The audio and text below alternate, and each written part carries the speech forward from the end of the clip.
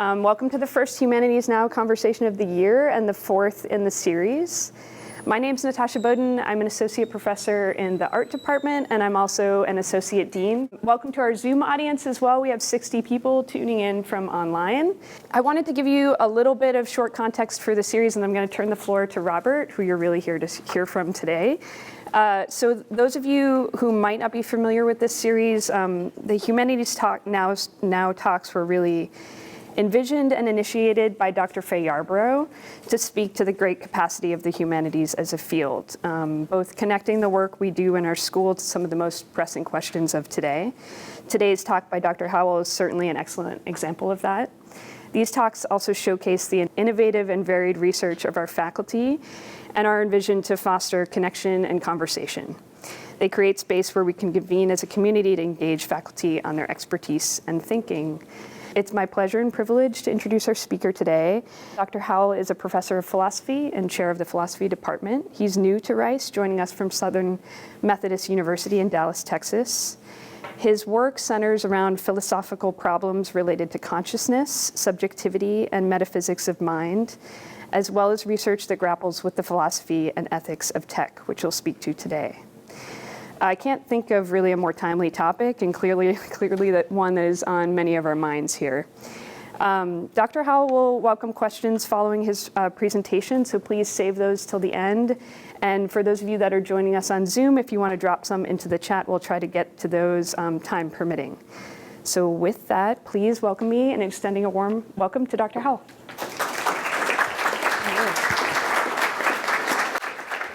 Thanks, Natasha, and thanks all of you for coming, and thanks to everybody on Zoom. I feel like I should say to begin with that I'm not anti-technology, even though I like old-fashioned turntables and old-fashioned wristwatches, and up until today, old-fashioned straight razors. And then I lost my love of my straight razor right before today, so if you happen to notice that, that's just a warning to any of you Luddites out there. There's a lot of issues in the ethics of technology, and they have to do with things like social media and democracy, and things like, are we selling away our privacy bit by bit? Tons of issues, and I want to focus on a subset having to do with artificial intelligence, and of course there's tons of those too, right? So, many people are worried about artificial intelligence taking your jobs, or the effect of artificial intelligence on the economy, all of which are reasonable worries. I'm going to focus on a slightly different set of issues, though. And the issues that I'm going to sort of be talking about have to do with what I might call morally weighty AI.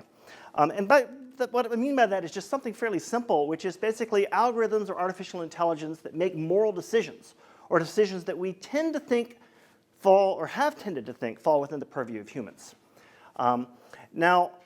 By decisions and by AI, I don't mean anything particularly fancy or robotic or anything like that, right? A decision doesn't have to be a conscious thing. It can just be an output of an artificial intelligence. So I'm not going to worry a whole lot about, like, are these really minds? Are these really thinkers or anything like that? I'm just going to be worried about the fact that they look like things that we're farming decisions out to, and some of those are morally weighty. An example is autonomous vehicles, right? So we may not think about driving a car as being an important moral moment, but actually it's filled with crucial moral moments, right? Every time you accelerate, you're subjecting people to risk and yourself to risk. Every time you change lanes, there's decisions that you have to make. Right? How far do you come up behind people on the interstate, right, is a major issue that I've encountered again and again in Houston.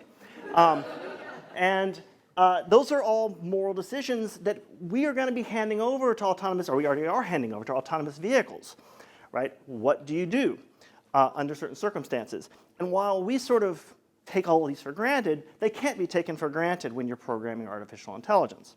Another example is sentencing algorithms, right? This is something that is perhaps even more kind of Philip K. Dickish and scary in that it looks as though increasingly in some courtrooms there's not an exclusive reliance upon algorithms to determine sentencing, but sentencing algorithms can help determine probation options as well as length of sentencing. And one of the reasons for that isn't so crazy. Part of that is because humans have all sorts of terrible foibles that actually lead us to do stupid things. For example, there was a study, I believe in judges in Israel, that showed that the closer you were to lunchtime, the less likely people were to get probation, right? So none of you are getting it today. And of course, race is a major issue, right? There's a huge tendency for people to sentence people of a different race differently than they would sentence people of their same race, right? So there's at least some reason to actually turn to things like algorithms to weigh things that might be relevant to recidivism. Now, of course, there's a lot of worries about that too, which is part of what I'm talking about. But I think that probably we're going to see a lot more uses of AI in very morally heavy situations, right? So right now, I think most of the drones that are killing people abroad are flown by people comfortably in gaming chairs in Nebraska, but they could easily be flown by artificial intelligences. And my guess is, in some respects, they'll be able to be flown better, right? But that puts into the hands of the artificial intelligence all sorts of things, like what is it to identify an enemy combatant? What is it to subject other people to civilian risk and things like that?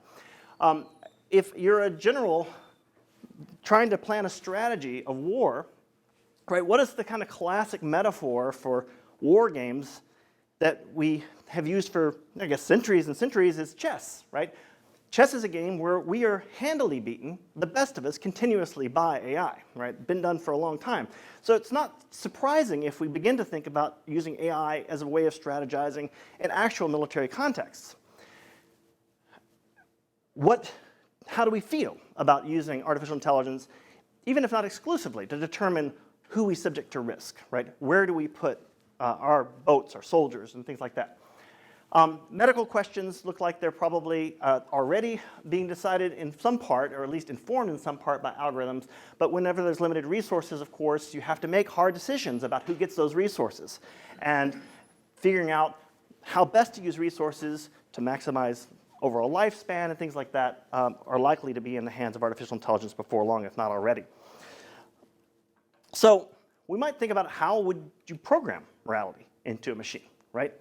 So I'm going to talk at a fairly basic level about it because, for one thing, I'm not a computer scientist. One of the things that's going to be a theme throughout my talk is that tech ethics, I think, is one of these things that really needs to be done interdisciplinarily, right? It's something that actually philosophers need to be a part of, but also computer scientists need to be part of, and a whole bunch of people as well. So I'll talk about that. But I'm going to just use an old-fashioned example, which is Isaac Asimov's rules for robots, right? Isaac Asimov, a brilliant individual who could have used a razor, and came up with the following rules. First, a robot may not injure a human being, nor through inaction allow a human being to come to harm. 2, a robot must obey orders given by human beings except where it violates rule number 1. And 3, a robot must protect its own existence except insofar as doing so would conflict with rules 1 and 2. Well, that's pretty nifty, right? Obviously, the point of this is to get robots aligned with humans in a certain way so that they don't go rogue and kill us all. But there's a real problem with these. And by the way, I'm not picking on these because anybody thinks that these are the rules that we should program into AI. I'm picking on these more as just an example of the sorts of complications that come up with these sorts of rules. So, for one thing, they contradict each other in many situations. Second of all, they're very vague. And third, they completely ignore non-humans. So how do they contradict each other? Well, many of you are familiar with the old chestnut, the trolley problem, right? And here's how the trolley problem works, is you've got this out-of-control trolley heading towards 5 people who are somehow tied to a track. And you are at a switch that puts you in a position to flip the trolley onto another track where there's 1 person tied to a track. Now, don't get too worried about why these people are tied to a track. Sometimes I give this to my classes, and they're like, well, what if one of those 5 people is Hitler? Well, that changes things, right? But let's set aside that possibility for the moment and assume these are all morally equal people who, by no fault of their own, are on that track, right? So the question is, of course, do you throw the switch in order to cause the trolley to move onto the track, killing the individual person? And one question is whether it's even permissible. Another question is whether you should and have to, right? So philosophers disagree about this. That's part of what we do. But it is not any longer just sort of a moral thought experiment, right? So with autonomous vehicles, they're going to face the trolley problem very obviously, right? There's going to be cases where 5 pedestrians suddenly walk out in front of a vehicle. And the vehicle is going to have to make the decision whether or not to hit those 5 pedestrians or to veer off and hit that poor person who's walking on the sidewalk, not even noticing the whole situation, right? It's exactly a trolley problem, right? Added to this, of course, is the fact that you've got somebody in the driver's seat who paid for the vehicle, who probably doesn't want to be sacrificed, but there's going to be many cases where, at least by many lights, the right thing to do is to run the driver into a tree, potentially killing the driver and saving everybody else, right? My guess is that morally that's going to be the option that is often the right thing. My guess is economically it's not going to be the option that many car companies choose. But nevertheless, this is a major issue. And of course, let's look back at the rules for robotics. A robot may not injure a human being, nor through inaction allow a human being to come to harm. Well, what does that say about the trolley problem?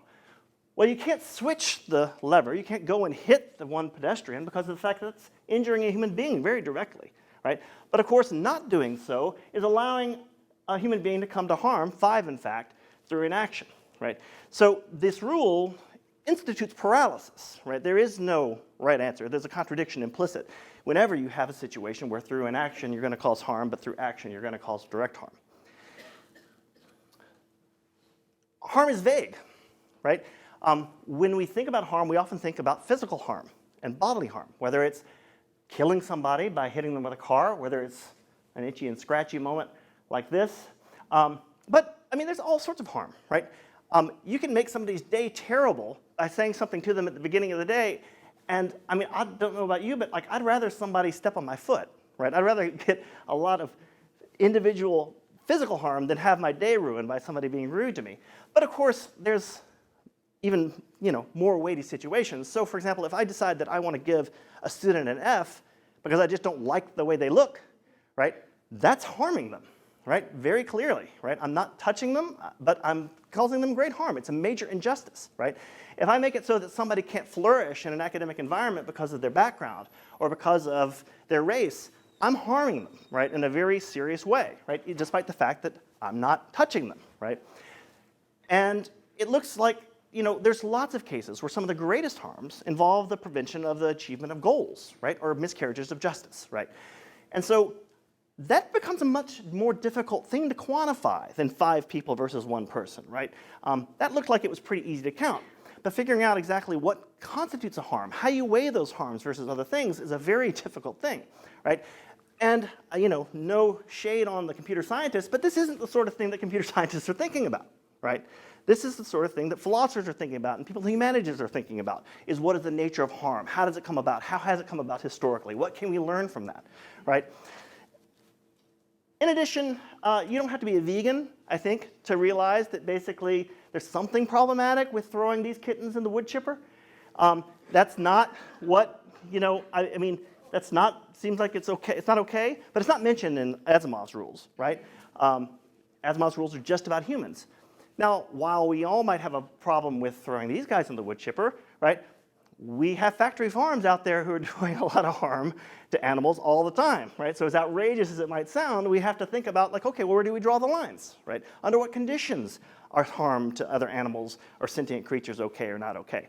Again, something that requires a whole lot of debate and thought that, we probably need to think about before we set the robots loose. Okay, so one possibility, of course, and this is a possibility that's often mooted very early on when you start talking about AI ethics, is put humans in the loop, right? Well, I think it's a good idea, right, in general, not to just set it and forget it when it comes to algorithmic ethics, right? That seems like a good idea.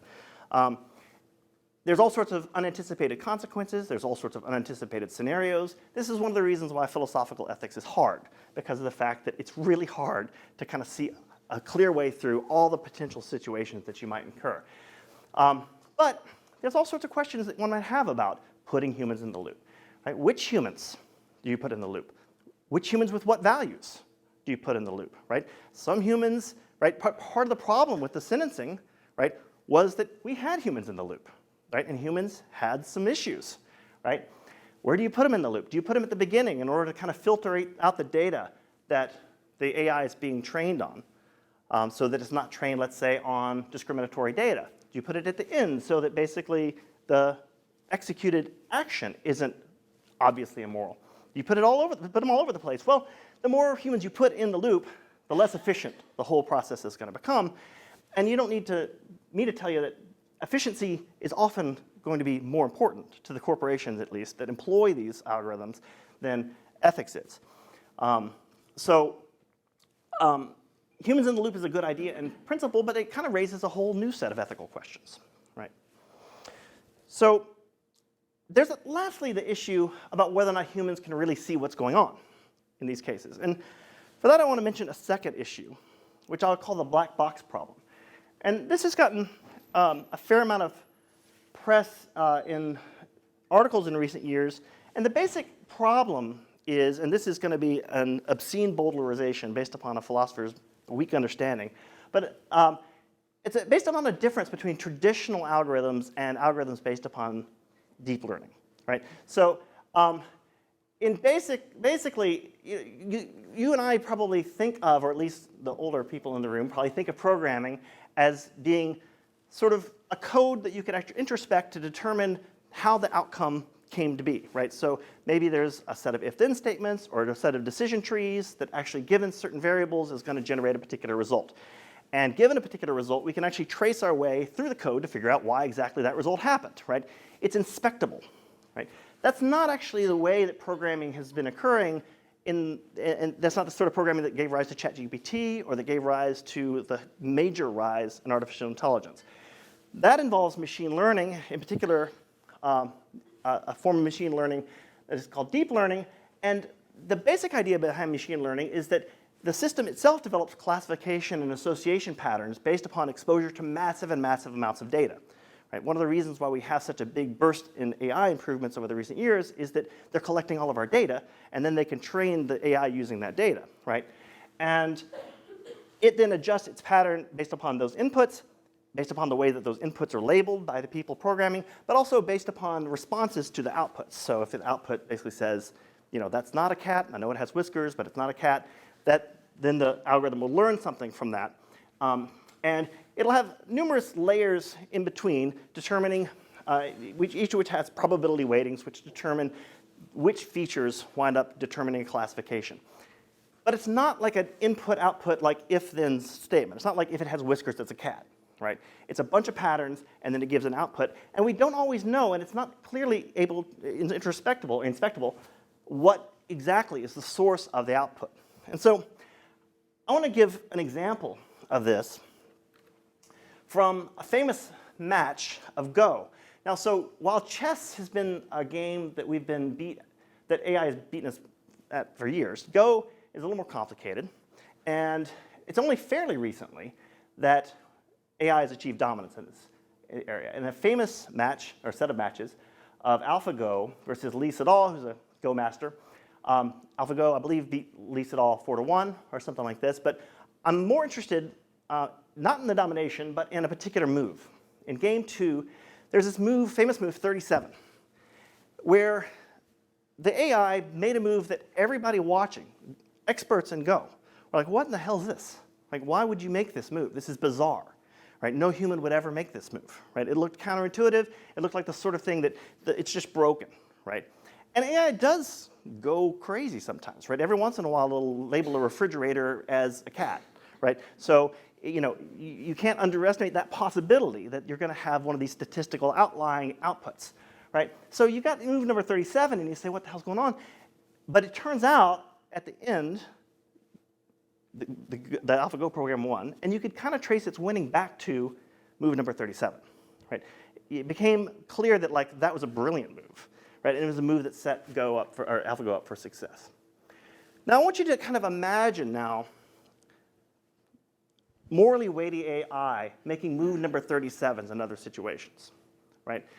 So more and more we're going to be inclined to integrate artificial intelligence into our decision-making regarding weighty issues. Now, suppose in military strategy, just to use a kind of a goofy example, suddenly the artificial intelligence says, okay, I want you to put all your soldiers in the middle of Kyiv waving bananas with Putin's name on them, right? And you're like, what the hell is this, right? This is clearly a broken AI. But maybe it's move 37, right? It's in simulation after simulation after simulation. The machine gets it right, and wins. right? In situation, it gets it right, right? So do you defer to the AI in a case like this? Well, that case is so absurd that maybe not, right? But we do have to ask the question, when we're faced with a decision of AI that doesn't immediately make sense to us, do we have a moral obligation to find out why it made it, right? And to be able to explain those reasons to the people affected, right? So to the citizens who vote, or to the soldiers whose lives are put in danger, to the parents of the soldiers whose children have been put in danger, right? If it's the case, however, that the algorithm is not inspectable, you can't necessarily determine why the output happened, right? And so there's a way in which the reasons are opaque to you. And I think that there's a general moral question about to what degree should we defer to machines or to anything whose reasons can't be given, right? I don't know about you, but like when somebody says do this and I ask for a reason and they say because I said so, I'm not happy. I think that's how philosophers are born, actually, is that the parents say that and they're just like, okay, I'm going to start reading Descartes. There's all sorts of cases, right, that might involve making these odd leaps. And so here's a way to worry about opacity. Reasons are important, right? Among other things, the same action can be a good action or a bad action depending on the reasons it's done for. That's kind of debatable, but like I think that there's cases, for example, like if you deny a home loan because of low credit, that's permissible, right? If you deny a home loan because of, a racial profile, that's not permissible, right? It could be the same home loan, could be the same people, but the reason that you're doing it will determine whether or not this is a moral action or immoral action, right? And so, at least that's what a lot of philosophers think. And if that's the case, then seeing what reasons are involved in decisions are pretty important in evaluating whether or not this is the right thing to do. There's also the fact that I think that we owe each other reasons for what we're doing. When we affect each other with our decisions, part of what legitimizes that process is the fact that you can ask me why, and I can give you some reason, right? And if I can't do that, I think that in a sense I'm harming you, right? Because of the fact that I'm sort of not including you into the space of decision making, right? Which is part of what I take it we want to do with one another. So an opaque system, I think, has its worries. For what it's worth, there is an attempt to address this problem in the form of explainable AI. It's not often the case that in philosophy you have ripped from the headlines news. When you do tech ethics, it is the case, which is kind of exciting. All right, so this last thing I kind of want to talk about is a little bit different. The other cases were cases where the perils of artificial intelligence came with potential impacts of artificial intelligence or difficulties of programming morality in artificial intelligence.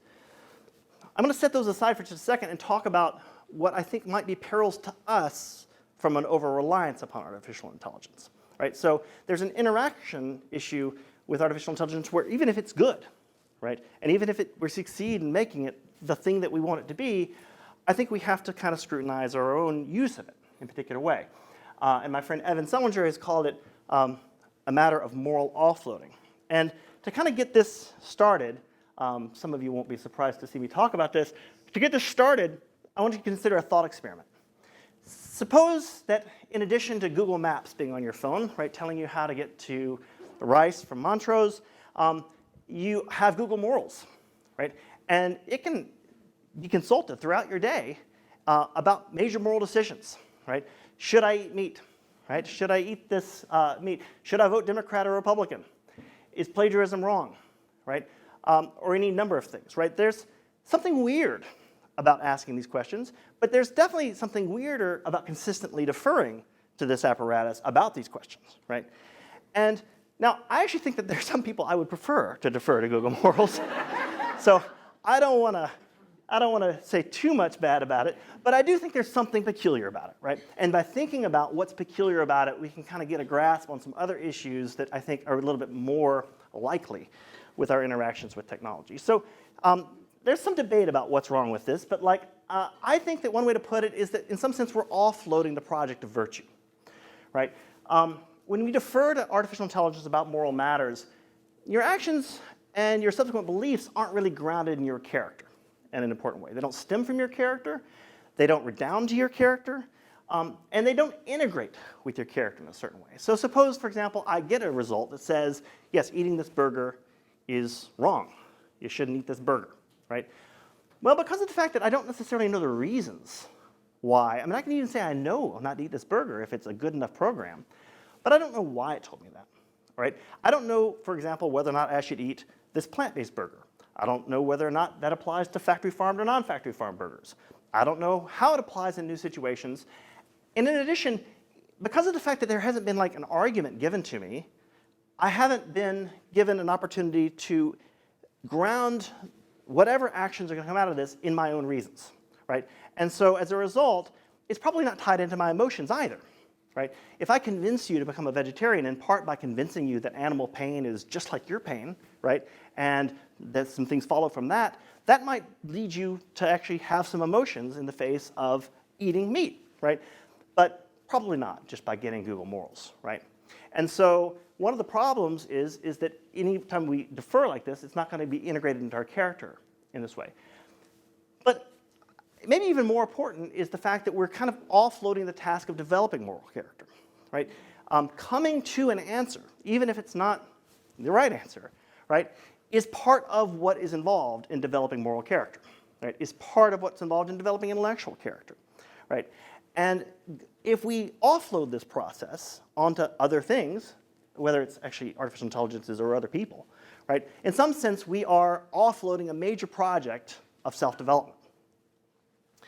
So I don't think that Google Morals is there yet, although this is based on a paper I wrote some years ago, and since then I've actually seen little sparkles of it.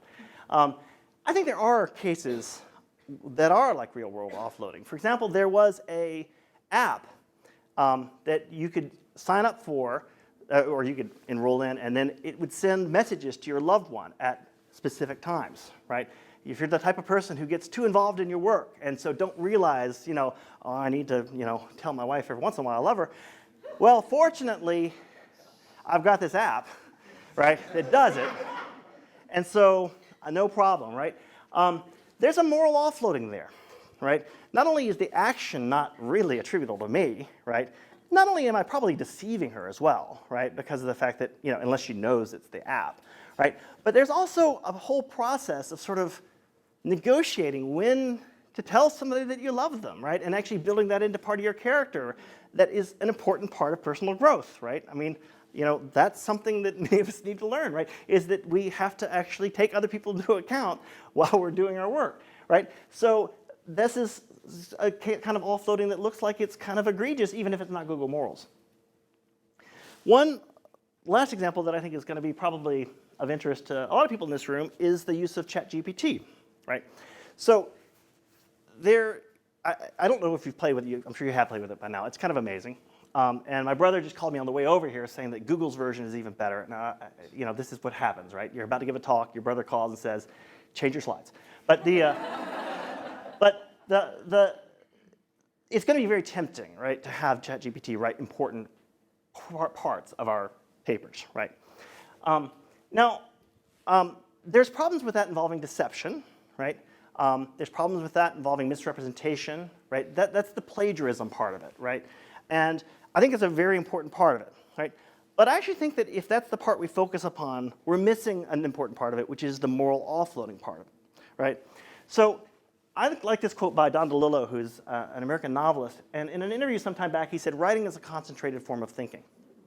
And for those of you who write for a living, or those of us who do it a lot, you recognize that writing is oftentimes the time when you kind of figure out what you think, right? It's oftentimes the time when that weighing of complicated bits of information winds up coming to a head, because that writing of a sentence is a decision point that oftentimes is the end point of a whole bunch of reasoning that's very difficult to kind of put into words, right? And so the process of deciding how to weigh the evidence, how to articulate what you want to articulate, right? How to downplay one thing and upplay another thing, how to contrast, right? Those are all really crucial moments, right, in coming to know what you think, right, and in developing your own character, right? So when your history teacher asks you to write a paper about, the origins of the Civil War, right, if you just have ChatGPT write it, well, you're obviously misrepresenting something, but you're also failing to do something, right? You're failing to recognize what happens when a group of people have a certain set of beliefs and won't let go of them, right?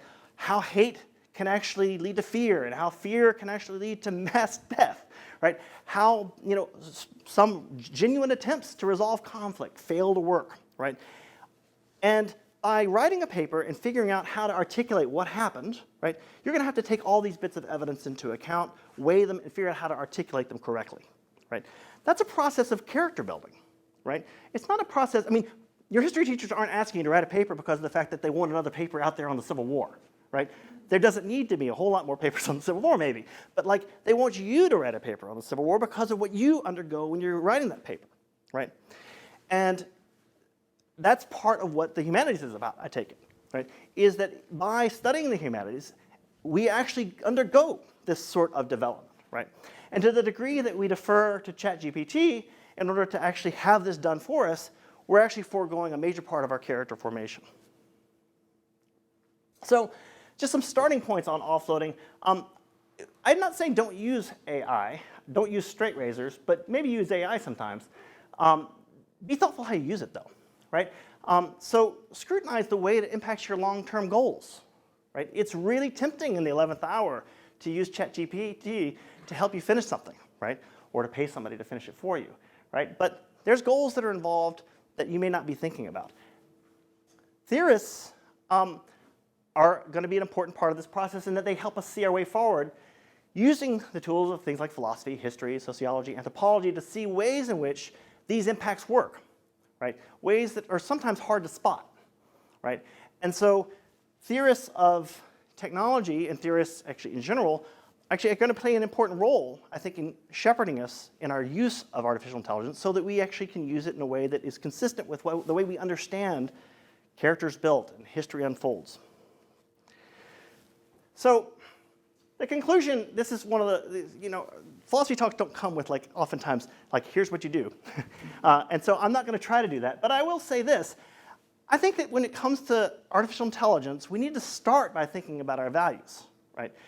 Think about what they are, discovering how best to implement them, scrutinizing them, and looking at what undermines them, looking at situations in which it becomes hard, right? And then develop technology in light of that. The other option, and this is the option I think that has been sort of predominant so far, is to develop the technology and then to ask the question, what happened to our values, right?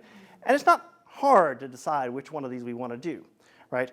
But if we want to do the former, I think it's going to require that we as scholars interact with the idea of technology and the way in which it's going to impact us. And I think that this is actually an exciting moment, right? I'm not a doom and gloom person about artificial intelligence. I actually think that this is an exciting moment for us in the humanities. Right? Because I think that all of these things that I've been talking about are areas where that is what we do, right? That is our relevance, right? We have known this for years when we've been raising, generations and generations of students and helping them develop characters. Well, one way to view artificial intelligence is it may be the most powerful student we'll ever have, right? And if that's the case, I think we need to take seriously the idea of educating it correctly. Thanks.